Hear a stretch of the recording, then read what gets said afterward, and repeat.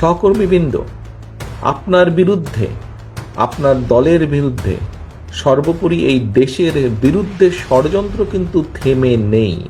দুষ্ট লোকদের দুষ্টামি কিন্তু থেমে নেই। সেটি বাইরেই হোক, আমাদের বাইরেই হোক, সেটি আমাদের দলের ভেতরেই হোক, সেটি আমাদের দেশের ভেতরেই হোক, সেটি আমাদের দেশের বাইরেই হোক। কারণ এই দেশের অর্থ সম্পদ, এই দেশের প্রাকৃতিক সম্পদ অনেকে লোক দৃষ্টিতে তাকিয়ে থাকে।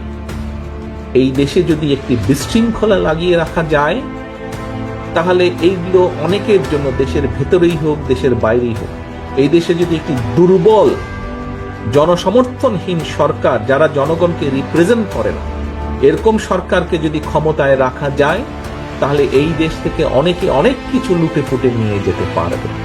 বাট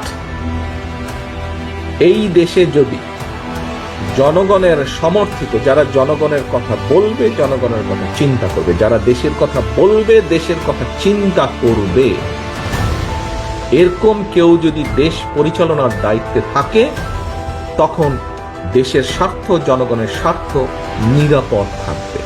তখন যারা শকুনের দৃষ্টি দিয়ে এই দিকে তাকিয়ে আছে, এই দেশের অর্থ সম্পদ, প্রাকৃতিক সম্পদের দিকে, তখন তারা 10 বার চিন্তা করবে।